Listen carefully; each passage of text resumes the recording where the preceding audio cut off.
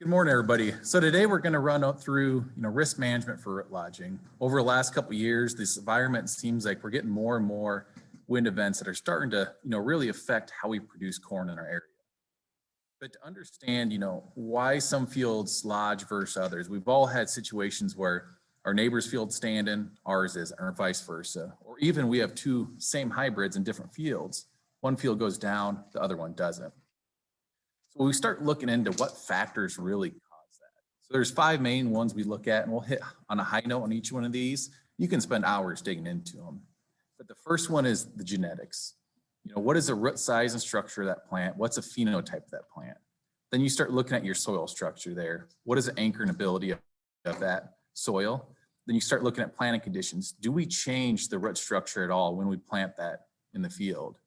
Root development stress throughout the year. Do we decrease the size of that root mass or to increase the plant size? How does our management style affect what happens to that plant?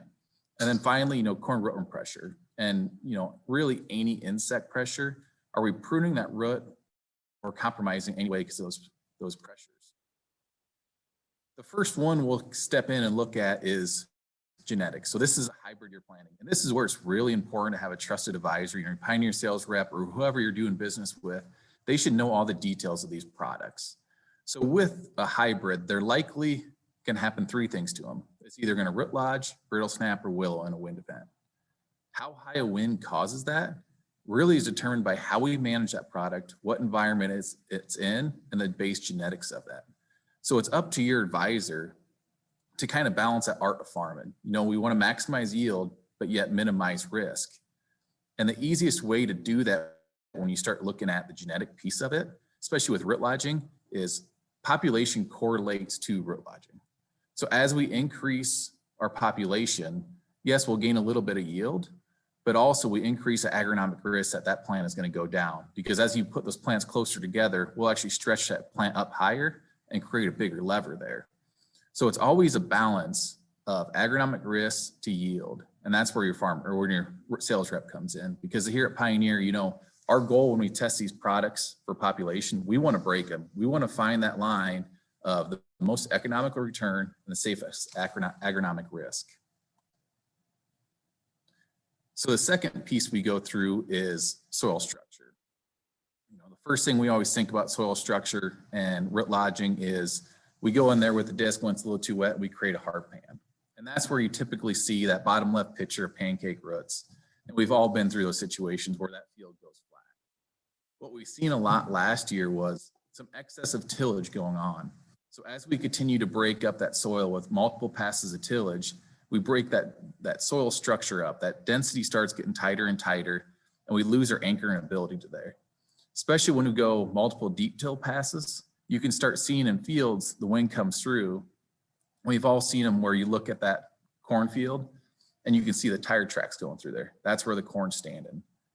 If we pulverize that soil too much, it has no structure for that plant or those roots to hold the plant up.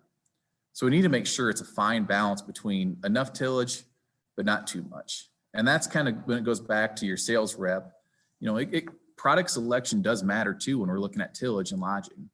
A no-till farmer can take a little more root risk because that soil structure is going to hold those roots in place better than, a maximum tillage type guy.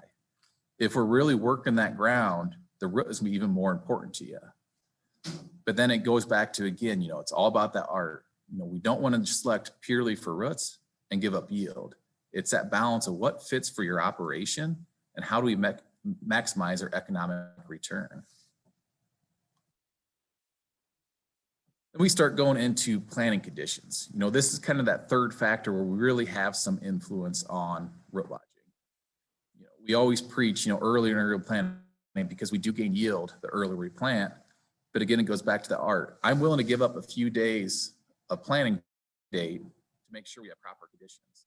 Because if we're putting that seed in an improper seed bed that's a little too wet or a little too cold, we set that plant back for its whole life. So we want to make sure that field is fit to plant in. Because if we go in there, smear that sidewall, that root structure will follow throughout that whole plant's life. And that's where you start seeing these hatchet roots in that right picture is, once they're hatcheted like that, Sometimes Mother Nature can give us some relief with excess moisture, but you get a year like last year and we had that sidewall stayed there throughout the fall. But how do I look and see, is it really fit to plant? To me, the easiest way is I always go into that field, dig at 2 inches. I want to make sure I'm digging where that seed is going to be placed. Take a ball of that soil, put it in my hand, make a ball, and drop it about waist high. If that ball crumbles, we're good to go. But if that ball remains as a ball or breaks in, a few pieces, we need to give that field some more time. Make sure we set that plant off at the right start. But again, farming's an art, so we are going to go into some suboptimal conditions. And if we do that, how do we help minimize the effect we have? The biggest thing is if we are going into some wetter condition or suboptimal conditions, make sure we're reducing our down pressure on our gauge wheels and closing wheels. We want to make sure we're putting the least amount of pressure needed for good seed to soil contact on that. Other options we've seen throughout the countryside is spiked wheels work really well in tough conditions because they'll actually break up that sidewall for us. The one thing we got to watch with real aggressive spike closing wheels is we tend to lose some seed to soil contact. We almost fluff that soil up too much. So if we are running spiked wheels, make sure we're using seed firmers or drag chains to make sure we close that furrow back up like it's supposed to be. My preferred option is more of a hybrid, a copperhead or a Schlegel type closing wheel that gives you the benefit of both the spiked wheel and traditional closing wheel. You get that firming piece of it, but you also get those spikes that help loosen up that sidewall. If we go to the fourth piece, root development throughout the season and any stresses to that plant.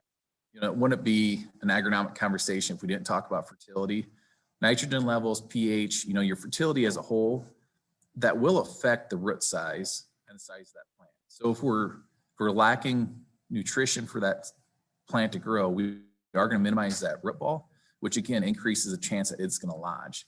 So fertility does play a big piece into root lodging. One of the factors that we really can't control is, extreme weather conditions throughout the growing season. Excess of moisture, especially early in the year, really starts to affect the depth of our rooting system. Anytime we're sitting in saturated soils, those roots cannot go into the areas where there's no oxygen. So it'll constrict that root mass to smaller and shorter or shallower depth. Another piece we always see is, kind of the opposite. If it's extremely hot and droughty, during the fall, we'll often see where those brace roots are trying to extend into the soil, but they'll actually be desiccated before they can penetrate into that soil and really firm up or brace that plant. Another piece that we can control in season is, mechanical or abiotic pruning. Certain chemicals can cause fused brace roots, but the one we see most often is anhydrous ammonia burn. So when we're putting that in hydrosome, we're not giving enough time and space to really take effect there. So what you'll see in situations like that is, if you look at the picture on the right, we come in here, at roughly a 10-degree angle. We're putting in hydrosome. Come back quickly, go ahead and plant there. Well, what we created is hot zones. Everywhere where these cross, we got such a high concentration that we're actually burning that root system off. So then what you see in the fall is a compromised root system. And that's where you start to get these horizontal patterns throughout fields. A lot of times we're driving through there, we can't match it up with anything, but most of the time that is the culprit of earlier in the season, we pruned that root system. So the fifth factor we look at is rootworm pressure. And I cover Carroll County, so we've always dealt with this, back how many years, we've always seemed like we've been a hotbed. But what I've noticed this year is I've been on more calls in a wider geography, in areas where there's been fourth year corn where we've had roots that look like these pictures and spreading farther and farther into the territory. So why do we have so much damage this in 2020? The main reason is there's such high populations. And even with traded corn, if we have high enough population, those larvae can actually overwhelm that root system. They continually feed on that die. So if you have a high enough population, everyone takes a bite out, it'll overwhelm that plant. But you go back to why do we have such a high population in 2020? It really started in 2019. We had higher numbers than we expected in 2019. The problem is we weren't using sticky traps or digging roots. You really didn't notice them, because most of the time we notice issues in the field is you have a wind come through that farm lodges and nothing else lodged. So you start digging, really exploring. We didn't really have those indicators in 2019. So we're coming into 2020 with a high population. That 2019 class, had optimal egg laying conditions. It was dry in the fall. We could really lay those eggs deep. Then we went through the winter, really kind of a mild winter, no winter cover, or no, with maximum snow cover there. So we didn't have much egg kill over the winter. But the big piece to this, in 2020 spring, we really didn't have saturated soils. And that saturation, right when your lightning bugs are starting to come out, that is when we naturally kill the majority of those rootworm larvae. If we don't have that saturation, that population could continue to grow. But we also seen issues with, once we fed on those roots, we stayed dry. So we had limited regeneration of those roots. Typically if we're having a good growing season, that plant can kind of grow through some of that feeding. We didn't have that case this year. The plants were struggling because of how dry it was. So we didn't see much regeneration of those roots. And you kind of look at these pictures and it's interesting. These are all fully treated plants here, and you can see the feeding. The bottom left corner, that's actually a Smart Stacks, where the left and right are Smart Stacks product. The middle is a refuge. On the right picture, we got Chrome on the top, Smart Stacks on the bottom. And I don't think any of these were truly trait failures, but those populations were so extreme in those fields that they overwhelmed it. So we start looking at, what do we expect for 2021? Remember, we're coming into 2021 with extremely high populations from 2020. That population had another perfect fall to lay eggs. We were dry throughout the fall. We could lay those eggs deep within that soil profile. So we're coming in with a really heavy load of eggs that could emerge. Then we go through the winter, and yes, we did get cold, but we had heavy snow cover. So we really didn't affect much of that egg population. Less than 15% we kind of estimate that we actually did kill because of the cold weather, which is a minor part when you think a rootworm beetle can lay, 500 plus eggs. Throw on top of that, last fall, there was minimal use of foliar insecticides. The economics and yield levels, there just wasn't as many planes flying around to control those adults. So every beetle was coming laying eggs. Our one hope for Mother Nature that we don't know yet is in the spring. We do hope to see some saturation come right when those lightning bugs are coming out. If you look at that picture on the right, this is actually a field from last year where there's a cattle lot uphill from this. And you can see that moisture run off through the center of that picture. And that was actually killing that population of rootworm larvae through there. Outside of that band, those roots were devastated. The population was just so high it overwhelmed it. So what control options can we take in our own hands and not hope for Mother Nature? The first, if we have fields that have roots desiccated, like those previous pictures, we need to rotate that field. We need to make sure we control that volunteer corn in there. Because if we don't control that volunteer corn, that rotation is really useless to us because those beetles can still survive on that volunteer corn. But most likely what we're going to be running is, Chrome products, a product with Cry 34-35 in it. That 34-35 carries industry for rootworm control right now. But the trait alone in high population situations isn't going to be enough. We are pushing more soil applied insecticides, whether it's granular or a liquid. And if we're not set up for that, I would look at, Poncho 1250 high rate treatments to help with rootworm control. And then finally, when you're looking at 2022, so it'd be fall 2021 or this fall, we need to be controlling those adults. It's all about knowing your population and utilizing multiple modes of protection there. It's not the same as it used to be where a trait can get us through and protect us 100%. If those populations are high enough, we need to have multiple modes of action out there. Why are we talking today about root lodging? Obviously, we went through it all. The time, the emotional stress, it takes a toll on everybody. But we also wanted to look at, especially late-term lodging, what are the yield effects there? So Ohio State partnered with Corteva, worked through a project where we analyzed what's that late-term yield effect there. So what they did, they irrigated the field, took strips, and they actually simulated root lodging with the 2x4. And then they started looking at the data.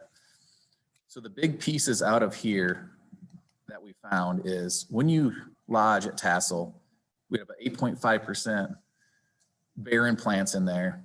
We had a 2 out of a 5 scale for zipperin throughout that plant. And then really our kernel count started going down. When you lodged later than tassel, so when we're at about milk stage, the biggest piece we found there was your kernel weight went down. We pollinated through there, but the amount of kernels we had there couldn't quite fill out like they're supposed to. So that's where you start seeing that kernel weight go way down. But overall, yield loss is going to be the worst right at tassel. At VTR1, we lost about 43% of our yield. At R3, we're losing about 33%. So again, when you go back, look at your farm, analyze what genetics are you using, what is your soil structure, how are you managing that, your planting conditions, your root development, are you stressing that plant throughout the season, and then what is your plan for insect or corn rootworm pressure?